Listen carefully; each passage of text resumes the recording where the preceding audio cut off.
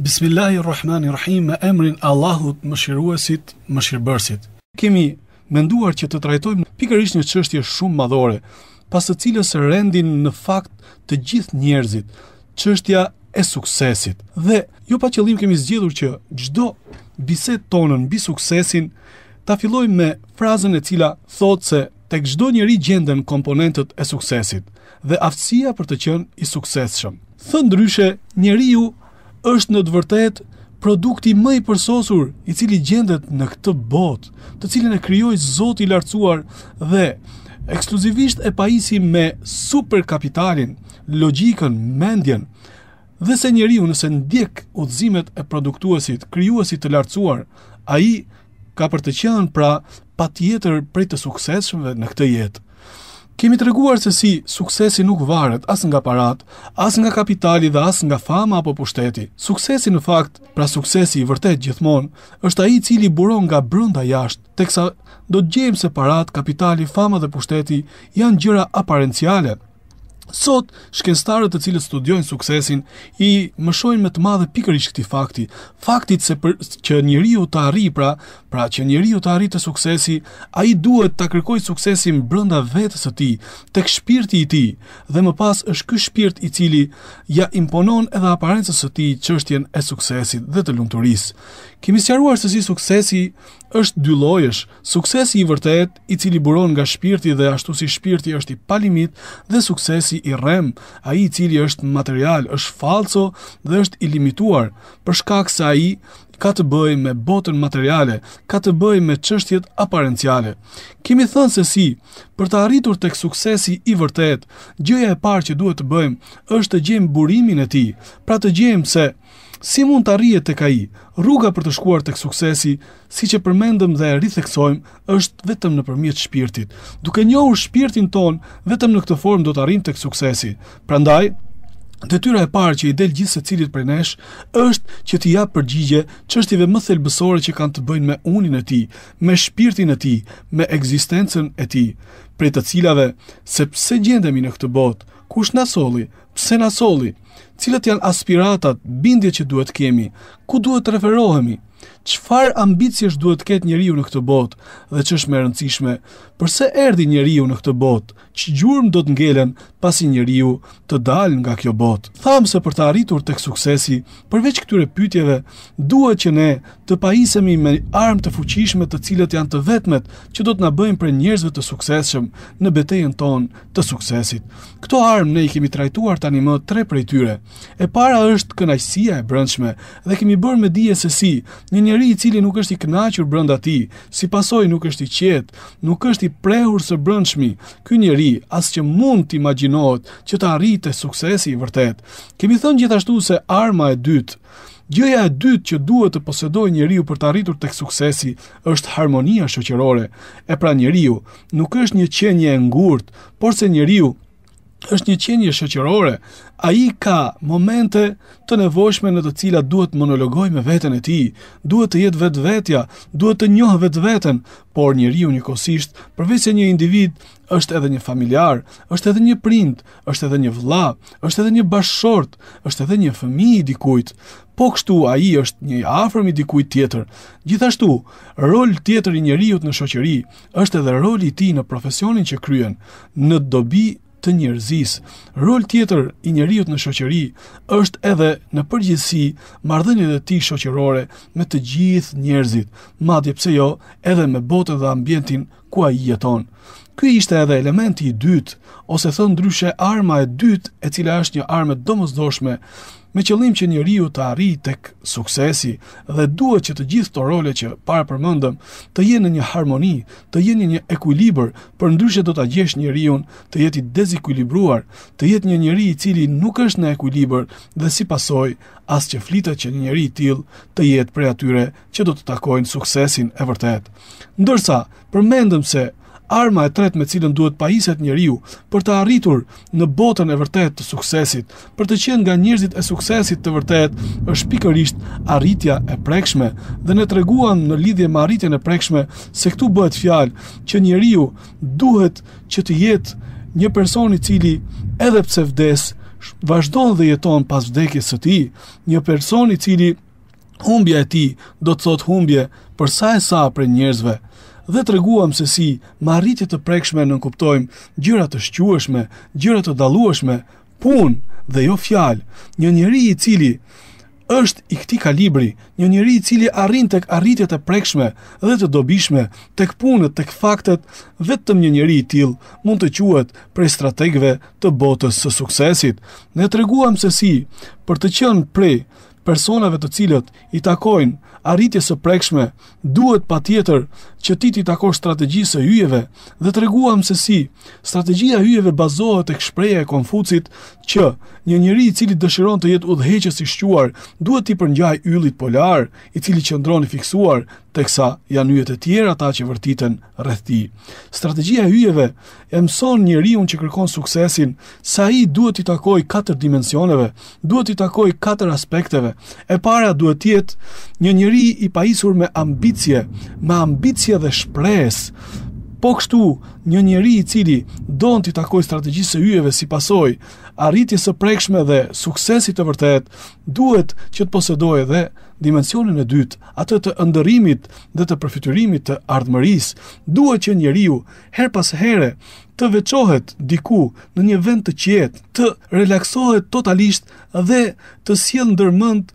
vetveten e tij se si do të jetë ai, si do të jenë arritjet e tij, si do të jenë objektivat e tij në një ardhmëri, në perspektivë pra, në një ardhmëri të afërme. Duhet që atij t'i dalin parasysh të gjithë gjërat që ndëron. Një shkencëtar i fushës së psikologjisë, i fushës së suksesit, shprehet shumë bukur kur na tregon ne se si Thomas Edison, i cili shpiku energjinë elektrike, patjetër që ai, përpara se të ndriçonin llampat mbar botën, të ndriçonin mbar shtëpitë e njerëzve, rrugët dhe sheshet e ndryshme në të tërë botën, patjetër këtë imazh Edisoni e kishte parë paraprakisht. Kështu duhet jemi edhe ne në lidhje me sukseset ku duam të arrijmë. Duhet patjetër ta ngopim shpirtin ton, t'i ëndërrojmë dhe parafytyrojmë këto suksese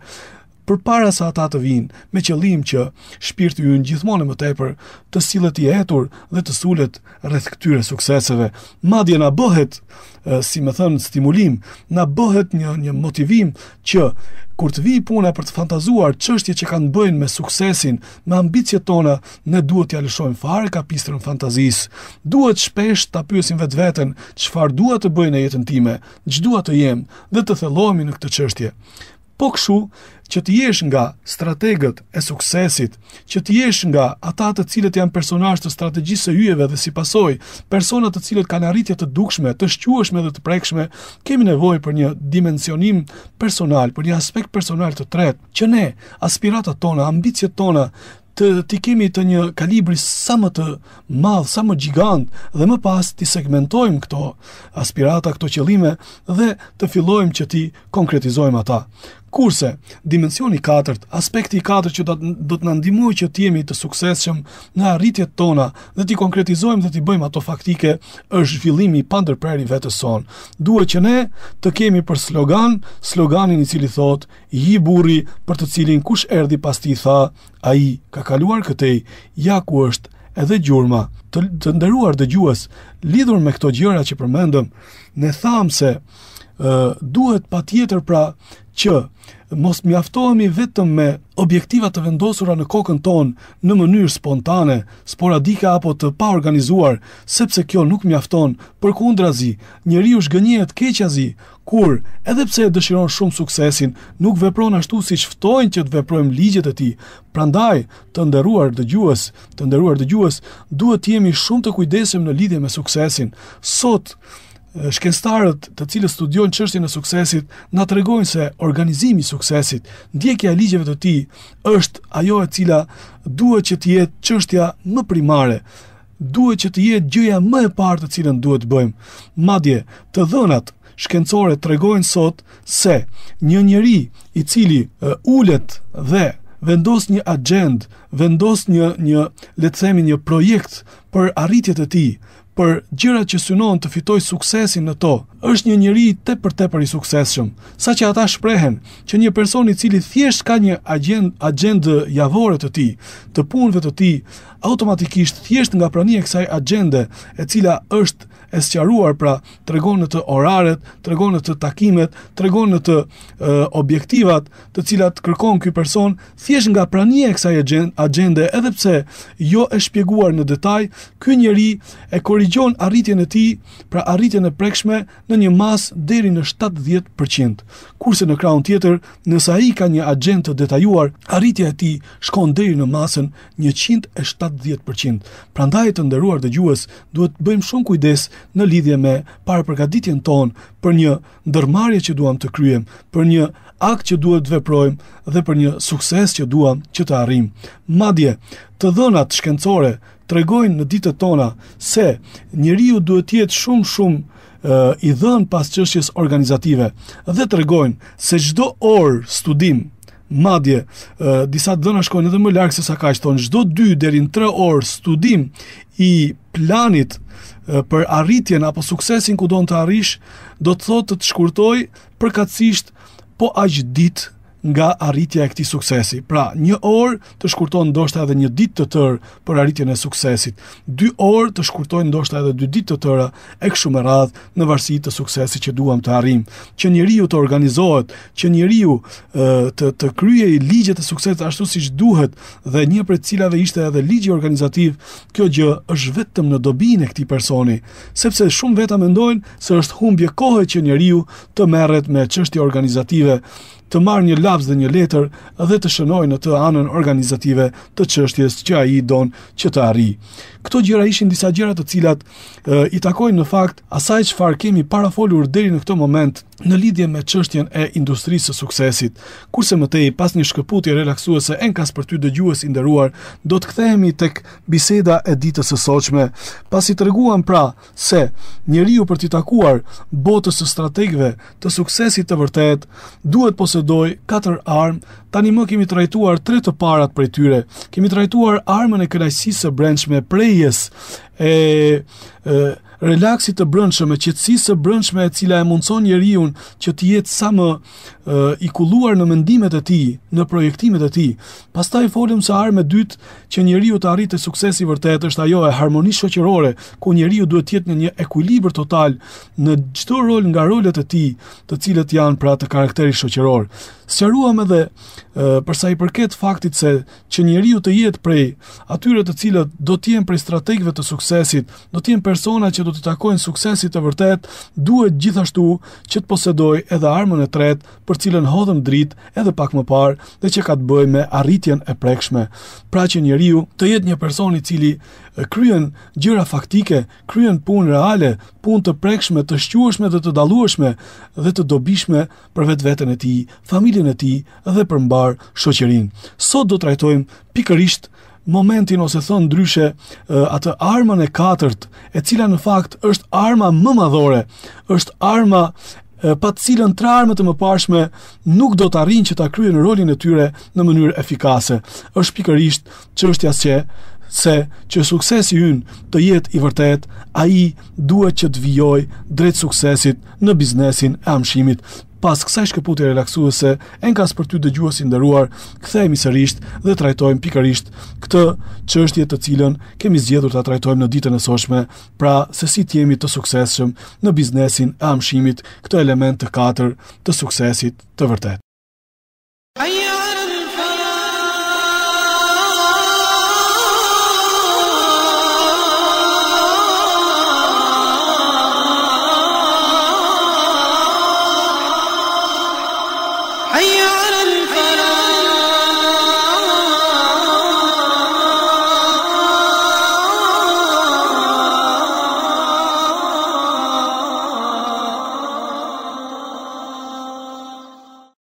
Jemi kthyer sërish dëgjues i nderuar dhe po flasim për industrinë e suksesit. Po, siç e kemi cekur dhe do ta ricekim, me të drejtë suksesi është të quajtur industri, sepse ai ka ligjet e tij, ligjet të cilët patjetër që me lejen e Zotit, i cili bëri të mundur që njeriu të jetojë në një botë ku sundon ligji shkak pasojë, pra duhet që njeriu të marrë parasysh shkaqet nëse don që të arrijë tek pasojat dhe rezultatet. Dhe ligjet e suksesit do të bëjnë punën e tyre, duke përkrahur gjithmonë persona që do t'i përkrahin këto ligje dhe duke i sfiduar gjithmonë personat të cilët kanë për t'i sfiduar këto ligje. Jemi në elementin, në armën e katërt, e cila është një armë madhore, pa të cilën edhe 3 armët e mëparshme të arritis tek suksesi i vërtet, nuk do të arrijnë që ta bëjnë efektin e tyre. Po flasim pikërisht pas kënaqësisë së brendshme, pas harmonisë shoqërore, pas arritjeve të prekshme dhe të shqueshme, të cilat duhet t'i posedojë personi që don t'i takojë suksesit të vërtetshëm ose të vërtetë.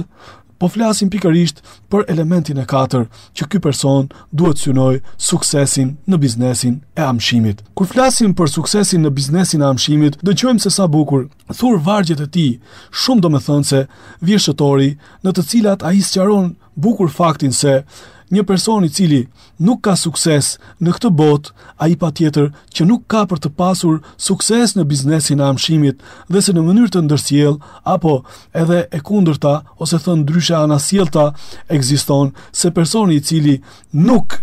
presupozon, personi i cili nuk ja dedikon suksesin në këtë botë, suksesit në biznesin e amshimit, nuk ka për të qenë për personave që do të arrijnë tek suksesi i vërtet. Në këtë vjesht të bukur, vjeshtëtori thot: pas vdekjes s'do kesh shtëpi ta banosh, veç asaj që para vdekjes do ndërtosh. Ne ndërtosh me hajër, e mirë do jetë banesa ku do banosh, ne ndërtofsh me sherr, në shtëpinë e disfatës do përfundosh. Shikoni sa bukur na tregon vjeshtëtori se në realitet çdo gjë vazhdon. Me vdekje nuk mbaron çdo gjë, por në fakt fillon çdo gjë. Vdekja është ajo e cila thjesht sa demaskon suksesin e rrem të personave të cilët mendonin sukses çdo gjë e cila është e kufizuar me arritjet në këtë botë të limituar. Në fakt, njeriu gjen në të gjithë revelatat hyjnore, gjen në të gjithë zemrat e njerëzve më të ditur, profetëve të Zotit, e njerëzve më të ditur gjithashtu shkencëtarëve të sotshëm bashkohor, se revelatat e ardhura nga Zoti, ato janë e vërteta, e cila zbulon fare mirë faktin se njeriu nuk i takon në fakt kësaj bote, dhe zbulon atë që kanë thënë mbar teologët, se kjo botë është në shërbim të njeriut. Pra kjo botë u krijua për njeriun, ndërkohë që njeriu në fakt u krijua për botën tjetër. Dhe në fakt kjo botë është motori i cili e ndihmon njeriun që të jetë ose jo një krijesë e cila do të arrijë dhe do të fluturoj drejt kaltërsive të parajsës, apo avioni i tij, thënë ndryshe fluturimi i tij, do të dështoj dhe ai do të bjerë në humnerat e disfatës, në humnerat e ferrit. E pra dëgjuesi nderuar, unë edhe ti duhet ta ngurisim mirë në mendjen tonë se që suksesi të kurorzohet, që suksesi i vërtet të arrihet, duhet me do e mos që njeriu ta zotëroj dhe shfrytëzoj suksesin e dynjas në vjueshmëri drejt suksesit të amshimit, pasi që amshimi është shtëpia stable e njeriut. Në fakt, në qoftë se duhet kemi parasysh diçka, kjo gjë është se kupola e progresit, se altari i pozitës është që të bartesh nga suksesi i dynjas për tek suksesi i amshimit, pra i botës tjetër. E pra, suksesi i dynjas është motori i suksesit të amshimit. Allahu i lartësuar, pikërisht në lidhje me këtë çështje, thotë: nxitoni, pra nxitoni duke garuar në punë të mira, që shpihen në falje mëkatesh nga Zoti juaj dhe xhennet. Na tregon Allahu i lartësuar,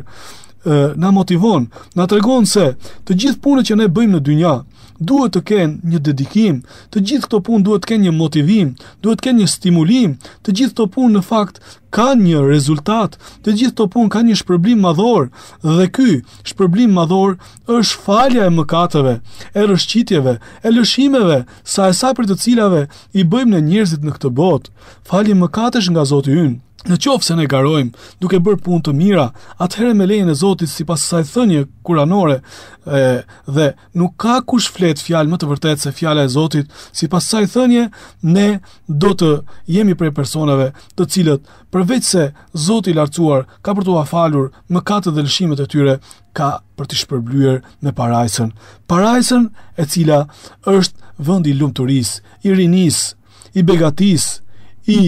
çdo gjëje suksesit dhe i çdo të mire të përjetshme. Por si është kjo parajs? Zoti i lartësuar në vazhdën e stimulimit ton për të qenë prej atyre që suksesin e dynjas e kanë bërë thjesht një promotor, e kanë bërë thjesht një thënë ndryshe arritje të cilën ja dedikojnë motivimit, ja dedikojnë stimulimit, ja dedikojnë dhuratës hynore që është bërë atyre, fitimit të parajsës, thot dhe na stimulon duke na treguar se ky xhennet vetëm gjerësia e tij është sa qiet dhe toka. Përfityroni sa mund të jetë gjatësia e tij. Vetëm Zoti i lartësuar e din një gjë të tillë. Dhe pastaj vijon dhe na tregon i Madhi Zot se ky xhennet është përgatitur për njerëzit që janë korrekt me Zotin. Shikoni këtu lidhje shumë e madhe në mes kupolës së progresit, arritjes së suksesit të amshimit dhe qenies së një njeriu korrekt ose jo. Në fakt, si mund të jetë korrekt? Si mund të jetë një njeri suksesi të vërtet? Ai njeri i cili dështon dhe pson disfat, pra duke limituar atë arritjen e tij, suksesin e tij vetëm me këtë botë, e cila në fakt thënë ndryshe i takon tiktakut të zemrës së njeriut, frymëmarrjes dhe frymëzirjeve të njeriut në këtë botë, të cilat në çdo moment mund të ndalojnë. Le të sjellim sa për ilustrim një shembull në lidhje me këtë, se si në fakt personat të cilët mendojnë se suksesi është i kufizuar vetëm me këtë botë të shkurtër, herët ose vonë do të dekurajohen, herët ose vonë do të bien në humnerën e dështimit, herët ose vonë do të bien në humnerën e kapitullimit, herët ose vonë do të bien pre dhe viktim e njerëzve të ligj, e njerëzve të cilët jo vetëm që nuk janë të dobishëm, por në fakt e kanë bërë tërë jetën e tyre, motiv të jetës së tyre, objektiv të jetës së tyre, rënimin e jetës së të tjerëve. Le të sjellim për ilustrim këtu faktin se sa prej avokatëve të ndershëm, gjykatësve të ndershëm, ruajtësve të rendit të ndershëm, kur ballafaqohen me kërcënim me jetë të familjes së tyre, me kërcënim me jetë të vet atyre, të afërve të tyre, të bashkëshortës apo fëmijëve të tyre, me kërcënim me dëmtim thënë ndryshe material të makinave të tyre, ndoshta të shtëpisë së tyre apo diçka e tjetër, këta njerëz stepen, këta njerëz kapitulojnë në rrugën e tyre drejt suksesit, teksa një njeri i cili beson se kjo botë në fakt nuk është gjë tjetër veç se fusha në të cilën ne mbjellim për ta korrur atë që mbjellim në botën tjetër, ky njeri absolutisht nuk ndalet. Ai nuk ndalet kurrë. Ai e din se e para vdekja, e para dëmi nuk ka për t'i ndodhur njeriu përveç se me lejen e krijuesit, familjarit i cili është fuqiploti, dhe e dyta e din se edhe nëse ai pson dëme të shumta, këto dëme do t'i kompensohen në mënyrë të mrekullueshme nga Zoti i tij në parajsën e begat. Përfityroni pra në këtë rast një njeri i cili i ka të gjitha komponentët e suksesit, por se ati i mungon vizioni i përjetësisë, i mungon vizioni faktit se ai është në këtë botë me një mesazh shumë madhor që t'i shërbejë njerëzve, dhe ky shërbim i tij do të shpërblehet jo vetëm në këtë botë, por do të shpërblehet për më tepër në përjetësi në botën tjetër. Ky person i cili mungon tek ai pra pikërisht ky vizion, të cilën sapo e përmendëm, herët ose vonë ka për të qenë prej atyre që do të kapitulojnë, herët ose vonë ka për të qenë prej atyre personave që për fat të keq do t'i takojnë botës së dështimit, do t'i takojnë botës së kapitullimit. Le të sjellim ndërmend këtu për shembull filmin Oktapodi, i cili është bazuar, i gjithë filmi pra, është bazuar në ngjarje reale të cilat kanë ndodhur me mafjen. Drejtësia lufton mafjan dhe aty tregohet qartë se si njerëz më të suksesshëm janë ata njerëz të cilët nuk kursejnë edhe jetën e tyre, jetën e ndoshta familjarëve më të ngushtë, nuk kursejnë edhe humbjen e tyre në pasuri, humbjen e tyre materiale në shërbim të arritjes së objektivave të dobishëm të cilët synojnë suksesin për mbar shoqërinë. Një prej të cilëve pra sukses më i madh është ai i botës së vendosjes së drejtësisë në mesin e njerëzve. Shikojmë këtu se ky person, në qoftë se nuk do të ishte person sakrifikues, në qoftë se nuk do të ishte person i cili beson tek fakti se duhet patjetër që njeriu të jetë i gatshëm ta sakrifikojë këtë botë për hir të arritjes së suksesit së tij, siç ndodhi kjo gjë me komisar Katanin, shikojmë se ky njeri kurse si do të arrijë tek suksesi. Pam në këtë film sa njerëz që u nisën drejt vendosjes së suksesit në profilin e tyre atë të drejtësisë, dështuan rrugës, shumë prej tyre ndoshta edhe nuk arritën arritën ta mbanin këtë barë të rënd, sepse nuk besonin në faktin që mundet dhe duhet që ti në arritjen tënde drejt suksesit ndoshta të flijosh edhe botën materiale në cilën jeton, edhe këtë dynja. Shumë prej tyre ndoshta edhe u çmendën, disa të tjerë kapitulluan, disa të tjerë edhe u korruptuan. I vetmi që arriti që tjetë prej herojnëve të cilët i takojnë suksesit dhe përmenden sot e kësaj dite, ishte ai personi i cili e kuptoi se kjo botë në fakt është vënë në shërbim të arritjes së suksesit të vërtet dhe duhet flijuar për arritjen e këtij suksesi. Është pikërisht kjo gjë, ajo të cilën na mëson ne thënë ndryshe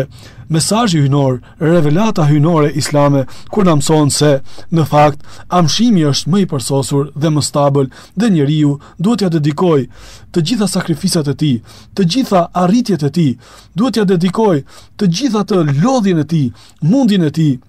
pikërisht amshimit, pikërisht përjetësisë, pikërisht dhuratës së madhe që i ka bërë i madhi Zot këtij personi të suksesshëm, i cili nëse i kryen këto gjëra duke e dedikuar të madhit Zot, duke e dedikuar përjetësisë në dobi të njerëzisë, patjetër që Zoti i tij ka për ta kënaqur, patjetër që Zoti i tij ka për ta bërë prej banorëve të parajsës së begat. Teksa njeriu i troket momenti më i vështirë në jetën e tij, kur bie gongu i mbarimit të jetëgjatësisë së tij në këtë dynja, ai do hedh syt sa para mbrapa, sa majtas tjathas, por nuk do gjej vetëm se atë çfarë përgatiti për amshimin e tij. E pra, ky është garimi në cilin duhet garojmë. Duhet garojmë në suksesin e biznesit të amshimit. Preokupimi me dynjan, animi pas epsheve dhe shijimi të përkohshmes, të gjitha këto do e bëjnë njeriu që hapët e tij drejt suksesit të amshimit të rëndohen së tepërmi, që njeriu ta humbas vizionin dhe që të mos jetë larg pamës. Përgatitja e vërtet për garimin drejt suksesit pa limit të amshimit, të fitimit të parajsës së begat, të takimit me krijuesin që na krijoi, të shikimit të tij, të bisedimit me të, të ballafaqimit me të, pikërisht përgatitja për këtë garim drejt suksesit pa limit, drejt amshimit dhe takimit me krijuesin ton, bazohet mbi shijimin e shpërblimit të krijuesit të lavdishëm, nga ku në fakt buron lumturia e vërtet që nxit për te kalimin nga suksesi i përkohshëm, nga suksesi i limituar i dynjas për tek suksesi i përhershëm i amshimit. Ky garim kërkon iniciativë, kërkon nxitim, duke mos kthyer kokën tek joshja e dynjas dhe duke parë me sytë shpirtit para atyre të ballit, drejt altareve të finishit dhe trofeut të tij, drejt parajsës së begat, drejt takimit me Zotin ton të lartësuar. Slogani ynë në këtë garë duhet të jetë: nuk bën të shpërqendrohem andej këtej, vështrimin vetëm altarit duhet t'ja mbërthej. Ishte ky sekret i cili në fakt, ose thon ndryshe, ky suksesi i biznesit të amshimit është ai i cili në fakt do t'ja jap njeriu suksesin e vërtet. Është ai pa cilin tham që janë të cunguar edhe 3 armët e tjera të cilat e ndihmojnë njeriu drejt suksesit. Le të shikojmë me radhë pas këtij relaksimi i dashur dhe i nderuar dëgjues se si me të vërtet janë të cunguara të 3 armët pararendse, në qoftë se nuk gjendet brenda tyre mos limitimi i tyre me dynjan, por dedikimi i tyre dhe vazhdimësia e këtyre armëve, vazhdimësia e këtyre sakrificave në dedikim të përjetësisë dhe shpërblimit të begat me parajs nga ana e Allahut të lartësuar. Le të shikojmë mbi këtë fakt pikërisht pas kësaj shkëputje. Kthehemi sërish bashk në vazhdimsinë dhe vijimin e trajtimit të elementit të 4 të suksesit të vërtet, armës së 4 për të fituar betejën e suksesit të vërtet, që është suksesi në biznesin e amshimit. Kthehemi sërish pas këtij relaksimi i dashur dhe i nderuar dëgjues.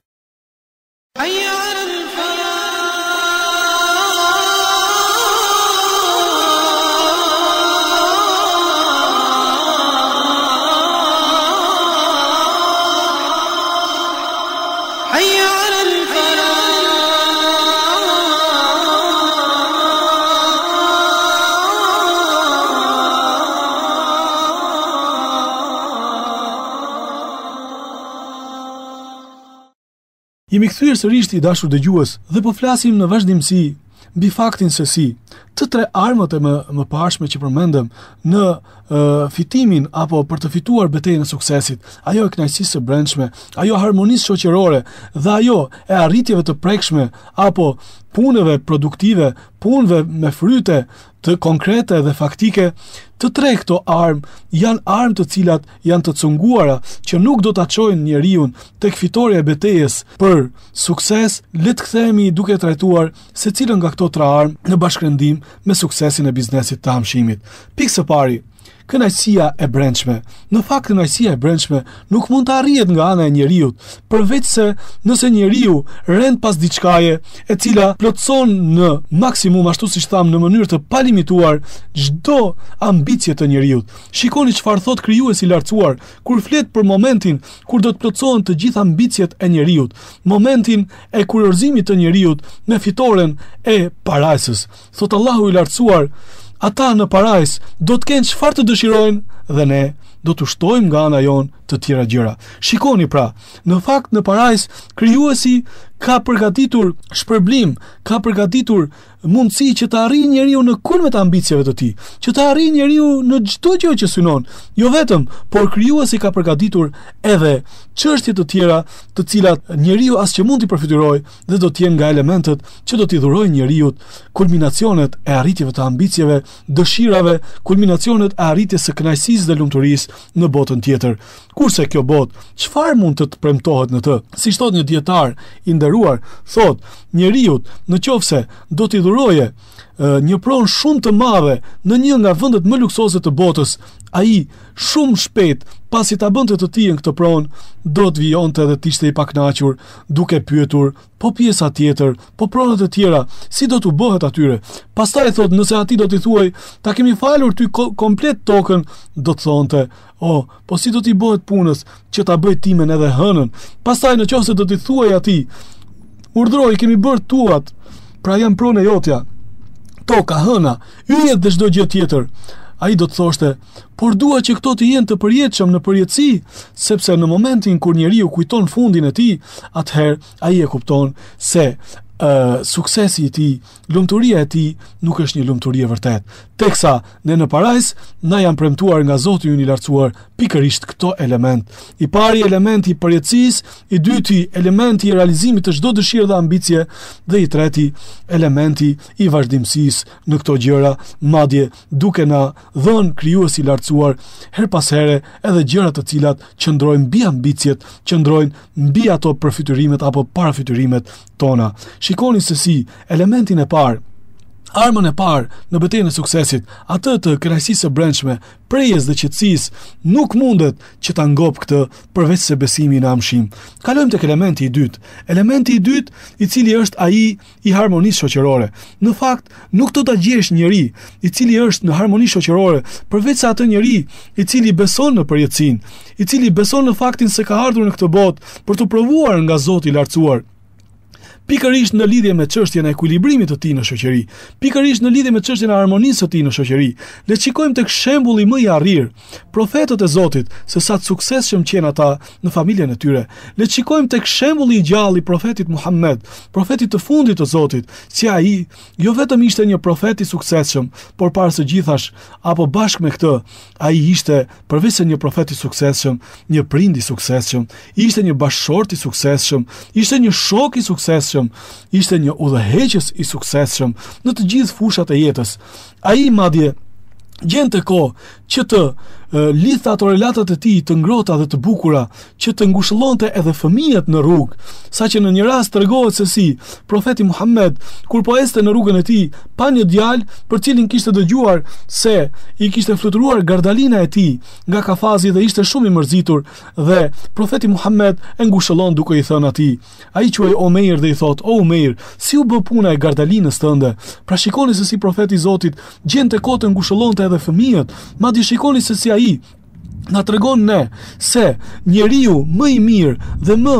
i vlerësuar tek i madhi Zot, njeriu më i arrir në botën e arritjeve, është pikërisht ai njeri i cili është më dobipërurës për të tjerët, siç e citon këtë fjalë për fjalë vetë profeti i fundit i Zotit, profeti Muhammed. Madje profeti Muhammed, kur na tregon ne në lidhje me çështjet e harmonisë shoqërore na jep sa shembuj të gjallë, të cilët përpara se na jepte në teori, i ka vërtetuar edhe në praktik. Shikojmë se si ai në mënyrë shumë të admirueshme pra arriti që të jetë njeriu më i dashur jo vetëm për mikun e tij, por arriti që të rrëmbej në thonjza pra të fitoj edhe zemrat e armiqve të tij, persona të cilët dikur synimin e tyre të vetëm patën eliminimin e këtij personi. Erdhi koha të cilët sakrifikuan me gjithë çfarë kishin në rrugën e kompletimit, përmbushjes së misionit të këtij personi, të cilin profeti pra Muhammed e zgjodhi Zoti i lartësuar për të sjell harmoninë e vërtet shoqërore të njerëzimit në këtë botë, nëse zbatohen udhëzimet të cilat përcolli në emër të Zotit ky profet i nderuar. E lutim Zotin që të na bëjë nga ata persona që do t'i përkthejnë me veprat e tyre teorinë të cilën e ka përcjellur tek ne mbar mesazhi islam, teorinë e vërtetuar nga gjeneratat e mëhershme, madje edhe nga ato të kohëve tona. Dhe duhet të jemi të vetëdijshëm se nuk kemi për të qenë prej personave të harmonisë shoqërore, vetëm se në atë rast kur ne do t'i takojmë pikërisht personave që kanë besuar në përjetësinë, kanë besuar në faktin që të kesh një kënaqësi shpirtërore përpara se të jetë një kërkesë e suksesit të kësaj bote, është një kërkesë e suksesit në botën tjetër. Përpara se të jetë një dëshirë, është një obligim. Dhe po kështu që të jesh person që i takon një harmonie shoqërore, përpara se të jetë një kërkesë, përpara se të jetë një dëshirë, është një obligim hyjnor. Le të shikojmë elementin e tretë dhe të fundit. Nga këto element apo armë të cilat do të na ndihmojnë në betejën e suksesit, le ta peshojmë atë në peshorën e suksesit të biznesit të amshimit. Dhe të shikojmë se ky element është pikërisht arritja e prekshme. Në fakt, ne do të gjejmë se mesazhet hyjnore mbar, i fundit për të cilëve ai revelatës islame na bën ne me dije se për të qenë besimtar të vërtet, nuk mjafton vetëm besimi i brendshëm, por duhen edhe punët e mira. Nuk do të gjesh as në Kuranin famëlar, nuk do të gjesh as në thënjet e nditura të profetit Muhammed, ndonjë thënie të vetme ku ne ftohemi të besojmë, përveç se duke shoqëruar ftesën në besim me punët e mira. E pra, punët e mira, punët e prekshme, arritjet e shqisueshme dhe të shqueshme janë punë që na kërkojnë nga i Madhi Zot. Prandaj, njeriu, thon ndryshe besimtari musliman që beson në përjetësi, që beson në faktin se ka ardhur në këtë botë për të provuar a do të jetë nga njerëzit dobiprurës, pra të suksesshëm, apo nga ata të dështuar dhe të kapitulluar, ky njeri është ftuar që në ritët islame të veprojë punë konkrete. Siç është çështja e faljes, siç është çështja e abdesit, siç është çështja e agjërimit dhe sa çështje të tjera, të cilat janë gjëra konkrete, të prekshme dhe të shqetësueshme. Madje le të shikojmë së fundi se si kulminacionet, e themi dhe e ripërsërisim, kulminacionet e udhëzimit hyjnor islam në lidhje me faktin se që të jesh prej njerëzve të suksesshëm, jo vetëm në suksesin e kësaj bote, por edhe në suksesin e amshimit, duhet që të jesh nga njerëzit e punës reale. I gjejmë tek një thënie me të vërtet shumë e qartë, lidhur me rëndësinë e madhe të punës, rëndësinë e madhe të faktit, të realitetit të prekshëm, të punës së prekshme, të arritjes së prekshme, që e gjejmë pra këtë në thënien profetike, ku profeti Muhammed shumë bukur na e tregon këtë fakt, duke thënë se nëse në dorën e dikujt prej jush ndodhet një fidan dhe ai heton, ai kupton, ai bindet se kiameti po ndodh, shkatrimi i universit po ndodh, atëherë le ta mbjell këtë fidan. Shikoni, pra mbjellja një fidani është një arritje e prekshme. Dikush mund të thotë, po çfarë duhet? Çfarë duhet mbjellja një fidani në këto momente kur shumë shpejt ai do të rënohet dhe bashkë me të do të rënohet njerëzia dhe çdo gjë tjetër. Ktu profeti Muhammed na përcjell në dy çështje. E para, faktin se njeriu nuk duhet që të bazohet ose të vras mendjen shumë për atë çfarë vjen pas punës së tij, arritjes së tij të prekshme. Ai duhet ta vras mendjen, apo thon ndryshe, duhet ta shqetësojë njeriu vetëm çfarë ai mund të bëjë, çfarë ai mund të jap, dhe jo çfarë do të ndodh në varësi të njerëzve të tjerë, apo çfarë do të ndodh në varësi të ndërhyrjes të tjerëve. Kjo është e para. Thon ndryshe në mënyrë më të përmbledhur, njeriu i kërkohet puna e tij dhe nuk i kërkohet se si kjo punë do të arrijë që të gjej rrugdaljen e suksesit pasi të kalojë nëpër persona të tjerë.